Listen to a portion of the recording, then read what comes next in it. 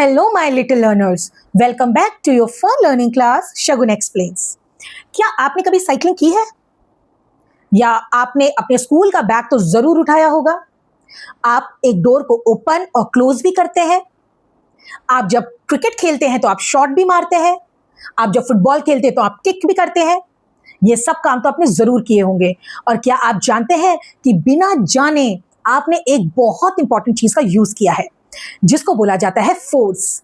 ये फोर्स होता क्या है, आज हम ये ही जानेंगे आज की इंटरेस्टिंग क्लास में। तो चलिए आज की क्लास स्टार्ट करते हैं। फोर्स, ये हमारा आज का बहुत ही इंटरेस्टिंग और इंपॉर्टेंट टॉपिक है। ये जो टॉपिक है ना फोर्स, आप जितनी जितनी बड़ी क्लासेस में जाते रहेंगे ये और एडवांस होता चला जाएगा। तो आज हम फोर्स की डेफिनेशन को जानेंगे, फोर्स को एकदम बेसिक से जानेंगे कि फोर्स होता क्या है।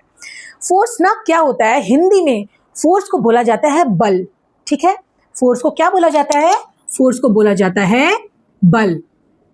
बल मतलब क्या होता है? अगर आपको बल का मतलब भी नहीं पता तो बल का ना मैं आपको एक एग्जाम्पल के तौर पे, एक इजी लैंग्वेज के तौर पे मैं आपको बताती हूँ। ताकत लगाना, आप ये भी मान सकते हैं कि किसी चीज में ताकत लगाना। जब भी हम किसी चीज में फोर्स अप्लाई करते हैं, या फिर आप इस तरीके से समझ सकते हैं, जब भी किसी चीज में हम धक्का लगाते हैं और वो चीज अपनी जगह से हिल जाती है। ठीक है, अगर हम किसी चीज को पुश करते हैं या किसी चीज को अपनी तरफ खींचते हैं, ठीक है, अपनी तरफ पुल करते हैं, तो उसको बोला जाता है फोर्स। यहां पर हम क्या यूज कर रहे हैं? यहां पर हम बल का यूज कर रहे हैं, हम अपनी ताकत लगा रहे हैं और किसी चीज को एक जगह से दूसरी जगह पे खिसका पा रहे हैं। तो यही होता है फोर्स। तो फोर्स का क्या मतलब होता है? फोर्स होता है पुश एंड पुल। पुश मतलब क्या होता है? अपनी तरफ से किसी चीज को फोर्स लगा के दूर भेजना। ठीक है, यानी कि धक्का लगाना। पुश का मतलब होता है किसी चीज को धक्का देना, ठीक है, अपने से दूर करना। और पुल का क्या मतलब होता है? पुल का बिल्कुल उसका ऑपोजिट होता है। पुल का मतलब होता है किसी भी चीज को फोर्स लगा के या बल लगा के, अपनी ताकत लगा के अपनी तरफ खींचना। ठीक है, इसका मतलब होता है अपनी तरफ खींचना।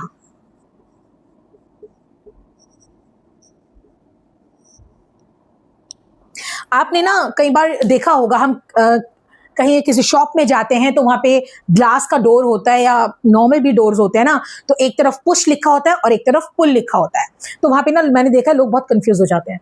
तो उसमें जहां पे पुश लिखा है ना, और जिस साइड हम करें, अगर वहां पे पुश लिखा है तो वहां पे आपको उसको डोर को धक्का देकर खोलना है अंदर की तरफ, और जहां पर पुल लिखा है वहां पर आपको डोर को अपनी तरफ खींच के खोलना है। तो यही होता है फोर्स। वहां पे हम क्या अप्लाई करते हैं? वहां पर हम फोर्स अप्लाई करते हैं। और फोर्स क्या क्या कर सकता है? फोर्स ना बहुत कुछ कर सकता है। फोर्स किसी एक रुकी हुई चीज को चला सकता है, ठीक है, और किसी चलती हुई चीज को रोक भी सकता है। और फोर्स क्या कर सकता है? फोर्स किसी चीज की स्पीड को भी बढ़ा सकता है, ठीक है, और फोर्स किसी चीज की डायरेक्शन को भी चेंज कर सकता है। और फोर्स क्या कर सकता है? फोर्स किसी भी चीज का शेप भी चेंज कर सकता है। तो अब हम देखते हैं कि इसको हम एग्जाम्पल के तरीके से कैसे समझेंगे। सपोज एक टेबल के ऊपर ना एक टॉय कार रखी हुई है, ठीक है, आपने उसको हल्का सा पुश किया, हल्का सा उसको फोर्स दिया, तो वो क्या होगी? वो चल पड़ेगी, वो अपनी जगह से चल दी, ठीक है। और वहीं आपने अपने दूसरा हैंड उसके आगे रख दिया, तो अब क्या होगा? वो चलती चलती कार हमारे हाथ पे लगकर क्या होगी? रुक जाएगी। यानी कि फोर्स ने एक चीज को चला भी दिया और दूसरे हैंड से जब हमने फोर्स लगाया तो सेम चीज रुक भी गई। ठीक है, तो यानी फोर्स किसी चीज को चला भी सकता है और उस चीज को रोक भी सकता है।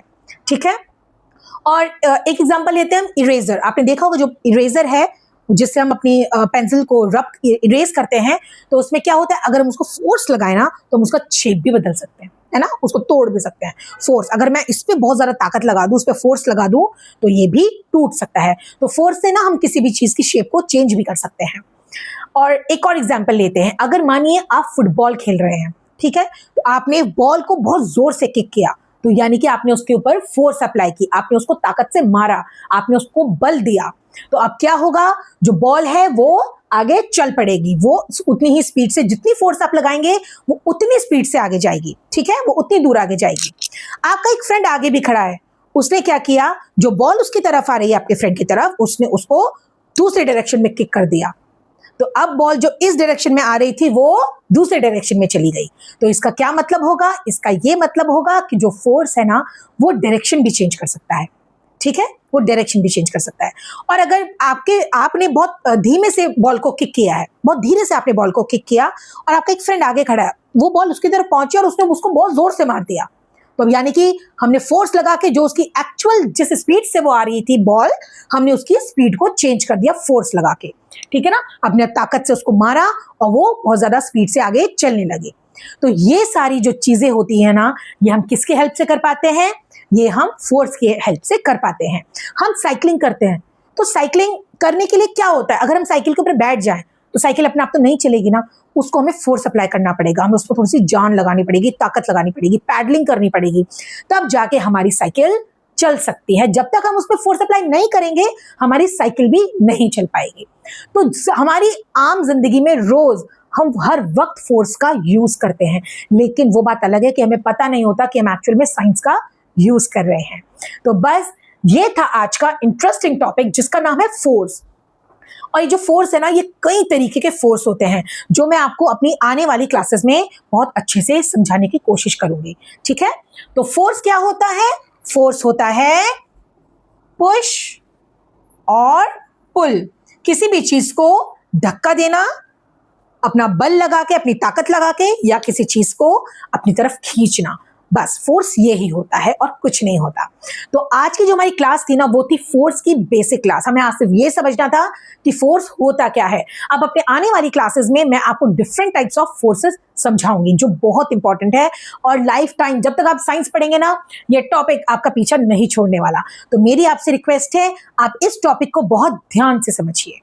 तो बस आज के लिए इतना ही। आई होप आज की क्लास आपको बहुत अच्छी लगी होगी और अच्छे से समझ भी आई होगी। अगर आपको मेरी वीडियोस पसंद आते हैं तो प्लीज उनको लाइक करें और अपने फ्रेंड्स के साथ शेयर करना बिल्कुल भी ना भूलें। मिलते हैं नेक्स्ट क्लास में एक और इंटरेस्टिंग टॉपिक के साथ। तब तक के लिए bye bye, take care, keep learning and thank you for watching.